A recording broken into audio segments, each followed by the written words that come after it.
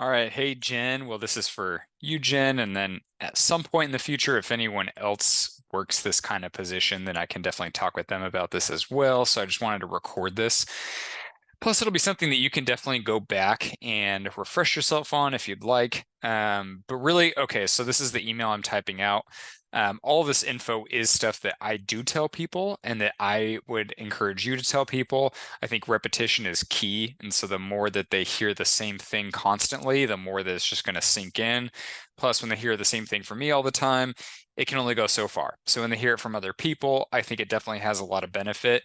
And I do think that this is a good framework that can make people very successful. It's just whether they're going to do it or not, right? And at the end of the day, it's still somewhat of a numbers game as to what people will really do and what they won't. So, first of all, I tell, people, especially newer agents or anyone who's trying to get more established is, what most people struggle with is finding out what works best for them.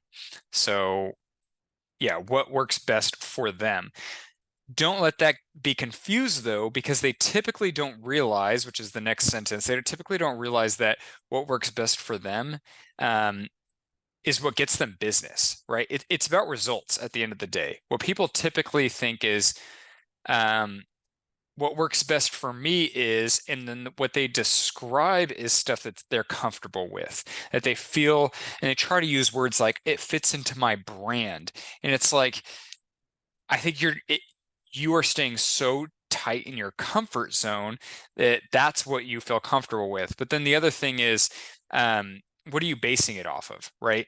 If it's in your comfort zone and you can fit it into your time and you're not disrupting anything in your life, well, that's not necessarily what works best for you. Because if I'm looking at my business, if I'm looking at my bank account, if I'm looking at anything, I want to base it on what yeah, how much business am I doing? Because that's what works best for me. So, for instance, I did open houses twice a week, sometimes 3 days a week, for 6 months.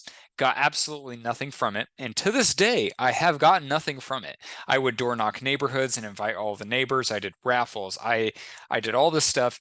Honestly, I really stretched my comfort zone. That did not work for me. After the open house, I would go home, or while I was sitting at an open house and not having anyone come in, I would just add people on social media, on Facebook, Instagram, and just add friends, anyone who lived in the area. I'd go home, I'd sit down on my couch, crack open a beer, and I would just copy and paste a message to an event our brokerage had, and I literally just said, "Hey, I'd love to invite you to my real estate brokerages." Pictures with Santa event. It should be fun. It's free to you. Please click the link to RSVP. It's this date at this time. Love to see you there. I just copied and pasted that, sent it to tons of people till Facebook told me, hey, you can't send any more messages because they think I'm spamming people, which I guess kind of. But then I would go to Instagram and I would do the same thing. And then I would go to LinkedIn and I would do the same thing. So and then I would get people who would respond back and say, actually, I've been thinking about buying a house and I close deals from it. So that's what works best for me. So the thing is, and this is this other sentence is, they also have new agents have a hard time committing to just a couple actionable things that they can do. And I think because there's so many things that they can do, that they hear about, that they're learning, it's just so much going on that they have trouble picking, and they need to be very realistic with what they should pick. Because ideally, you want to pick three things and focus on those three things. I've heard people say it's the three spokes of your business that makes the wheel go around. It's honestly, for some people, maybe it's two, but I would say we all should be very, very honest with ourselves that if you can't handle doing three tasks for your own business, I don't know what's going on. So three things is easy. You just have to pick something. Now, here's this part that I like is it's three things you can control. Okay. I can control me posting to social media, tons of real estate stuff. You know what I can't control? I can't control if someone's actually going to see my post or not. I can't control if they're going to read my post or not. I can control sending a message to someone that I know that they're going to get it in their inbox. Right? Same thing with emails. Same thing with text messages. I know you're going to get it because I can control it. I can control me making phone calls. I cannot control someone coming to my open house. I can control me inviting people to an open house, but at the end of the day, right, I want to be able to maximize my time. So people have to be honest with what fits into their time and their financial budget. Um, I would look at anything that I choose to do and say, is this just too much in my comfort zone? Right? A lot of people go right to, I want to do open houses. Why? Because it's in our mind that, hey, I'm going to sit there, people are going to come in who's interested, but we don't get practical with our thought process and realize how long are people really at an open house? 5 minutes, 10 minutes. You're telling me that you're that good of a salesperson that you're going to sell yourself in 5 or 10 minutes to someone while they're trying to look at at the house? I don't think so. So I think I'd rather have something where I can really draw them in or something like that. But really, I want to pick something that I can control. It fits in my time, right? And so if I'm super busy, is door knocking going to be the best option? Or is it maybe making phone calls? Is it sending messages to people on social media? I remember sitting down with someone to do a coaching session that worked a full-time job. They really only had the weekends available. And then they had their kids. And they're like, well, I need to door knock a neighborhood. And I should be door knocking my farm of 300 or 500 homes every month. I'm like, you think with 2 free days that you're going to door knock 500 homes every single month and still be closing a bunch of deals? Because I don't think so. I think you're going to do that. And then the second you get a deal, there's no way you're going to do it. The second you have a trip planned.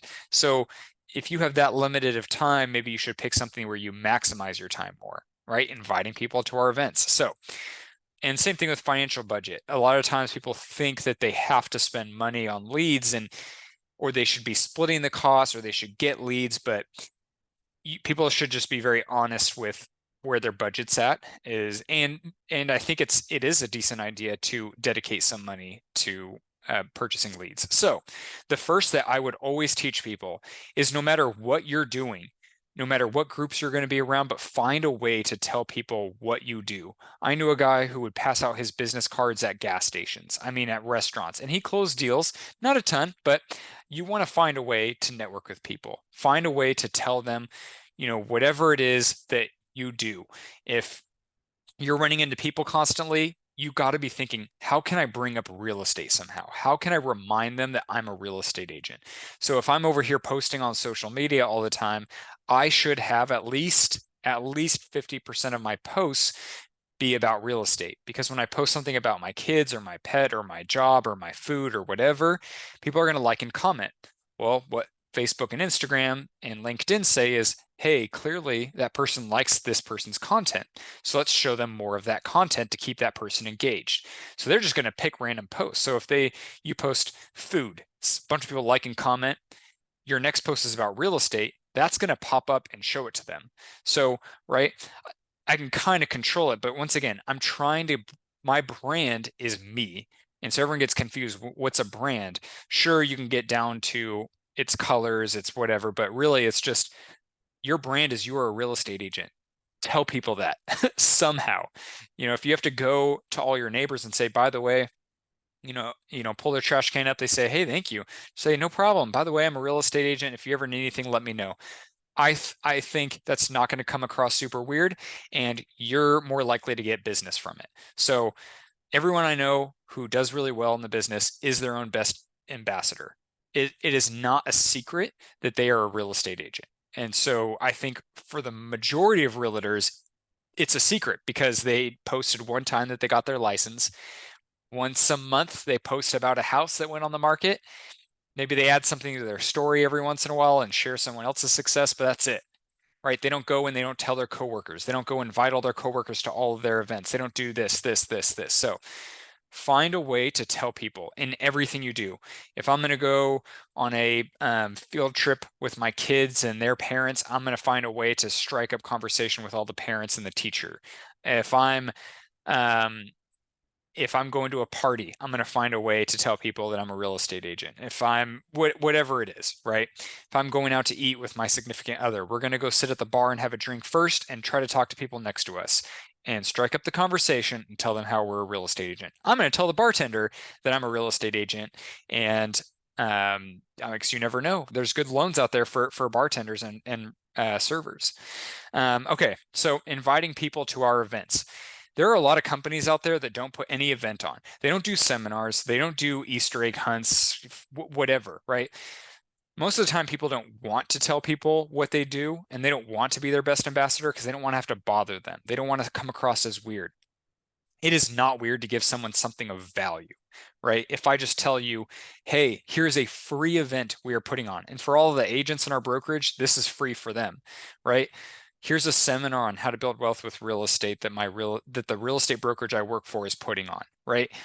Boom, I just told them I work for a real estate brokerage. I'm a real estate agent. Here's a free thing you can go to. It These are all ways to just strike up conversations and then remind people who you are. So that should be the number one, like the number one and the number two go to for anyone who's really looking to build their business. Because why would you not? I mean, in anything I do, if I buy my own leads, I should be inviting them to our events because that's another way to add value to them and to see them again. If I am door knocking, I should be inviting people to our events. If I am out in the community, I should be inviting people to events. If I'm big on social media, I should be telling people about our events. Right? I should be doing as much as I can and really fitting that in because I think both of those work together. So you're going to maximize your time more because you're doing the same thing with both of these. The third is something that is going to be unique to everyone, and you do have to spend a little bit of time figuring out what works best for you, is how I would pitch it to a lot of agents. But really, once again, filter it by saying, is it something I can control a little bit more of the outcome? Is it the best use of do I have the time and capacity to do it? Do I have the time and financial capacity to do it? And do I have the most control, right? I had the time and capacity to do an open house because it was free. Did I have any control of the outcome? No control of the outcome. Even if I went and door knocked, still no control if they're going to actually come or not. Even if I invited all of the renters, okay? What I did have control of was inviting people to my events, and I I did both at the same time, and I figured out, okay, this one works best for me. I know people that kill it at open houses, and that should be their go-to thing. So, right, some people are really good with leads and they are really good at working leads. Well, I think that you should dedicate a little budget, and we have all the training videos, so you can always remind people, go to Discord. There's a training video on how to make a Facebook advertisement at like any budget, 30 bucks a month, $15 a month, whatever you want to do. I say try to do like $50 a month or more. But there's ways to get your own leads. And then guess what? If you're spending $100 a month and you close one deal in our area, that's like 100 times return on your investment. So I would do that yourself. Networking. Sometimes people want to go and they want to join, they should be joining any kind of group. They should create their own mom's group. They should create their own Bible study group or join one, or find a way to network with people. Go out there and do whatever it is that you're going to do, but find a way to network. There's all kinds of things you can do. Joining poker groups where people meet at someone's house, or starting this stuff yourself. But you can always join any of these groups. I think there's an app called I think it's called Meetup or something, where you can just join different groups. And let's say you like walking, you can join a walking group. You can do all kinds of things. So people just got to figure out, hey, what works best for them. Maybe it's calling, maybe it is door knocking and working in a neighborhood. I think they should learn how to do it, and they should and what I would do, Jen, and whoever is watching this in the future, when you get to this, say, what comes to your mind when I go over all these examples, like sponsoring a snack basket for teachers and nurse break rooms, right? Those are people who have stable jobs. They probably have good income. Maybe they're the next buyers. So I'm going to put my business card and a snack basket in there and go check up on it. And I'm going to have a flyer to our event, and I'm going to make sure that I remind people who I am. But right, I mean, and like I said, there's farming, there's working with investors. So calling up investors who own rental properties and saying, hey, I see you have a rental property. We offer property management, but also if you're looking to grow your portfolio, I'd love to, present you with some good opportunities if it ever comes my way, and just have conversations. But what I would do is I would quickly present a lot of these things and say, what comes to your mind first? when you're hearing about the number three. So the thing that you are going to do that's separate, right? Because if someone says, well, I think I'm going to post a lot on social media, perfect. Now, what I would say is whatever they do, hey, make sure you schedule a time with Cameron to talk about the best way to do that. So like if Chase came and said, yeah, I'm gonna create I want to really grow my brand on social media because I don't see a ton of people doing it and I want to get a lot of leads. I know a guy who gets a lead a day on social media. Perfect. Stick with that. Make sure you're still doing number one and number two, but at the same time, pick that, stick with it, do it constantly, but schedule a time to talk with Cameron about how you can really do it the best. Because Cameron's not amazing at all of these things, but Cameron has networked with, I mean, I've been in the industry for quite a while. And so I know who does good at what and what they do in order to be good at it. Do I necessarily do everything? No, because you cannot do everything, right? How do people do really good at social media and get a lot of leads? They have a lot of call to action. They go through an open house. They go through and take a quick video of a house, and they say, um, "Did you know you could buy this house with just using your tax return? DM me to learn how. Direct message me to learn how. Click the link to learn how." Right? They have calls to action. Farming. Guess what Cameron's learned about farming? You have to find something that's close to you so you can maximize your time. You go to your neighborhood all the time. You go when people are out, but you got to pay for social media ads as well. Don't pay for mailers until you start to close deals in that neighborhood. Take flyers, inviting them to our events, and do this and that. So this is stuff that I would just touch base with people, is trying to figure out what they want to do. There's people who are in our brokerage who make a good amount of money and they say, I just don't have a ton of time. Well, how about you get some leads? What kind of client do you want to work with?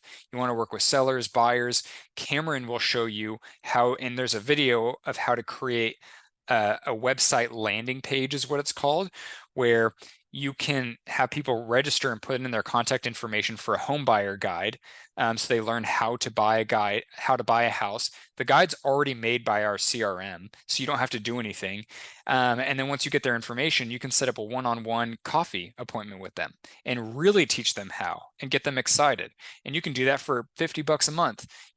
If you want to dedicate more money, you can. But really, that's what I would be talking about with people. And then when you follow up with them, I would say, hey, how's it going? You told me that you really wanted to join a lot more networking groups. Did you set a goal for how many groups you've joined? And people are going to come back and say, oh no, I only joined one group. That's a good idea. Maybe I should set a goal for how many groups. Yeah, well, how much time do you have available? How often does the group meet? Because obviously you want to meet with more than one group to really establish yourself. Because if you're only working 5 people, that's not very good odds that they're gonna work with you. So that is essentially what I would be doing. And then, yeah, following up with people because it's easy to help. I mean, they're going to tell you something that they do, and then they can say, yeah, I've invited a few people, but I don't know if they're interested in buying you. Oh, interesting. And then you and I can meet, once a month, Jen or whoever is listening to this, and we can say, hey, what are you hearing the agents say? And if you say, they're saying they're inviting people, but they don't have a lot of people they can invite, then I'll teach you, okay, hey, teach them to go on those friends' Facebook pages and invite all of their friends. They need to build their social media following so they have more people to invite. But right, this is all stuff that I think we'll refine over time. So hopefully that's helpful. And like I said, so there'll be bonuses when they close deals. I'm still working on how to fully set that up, but I think it'll be very financially beneficial for you. So thank you for watching.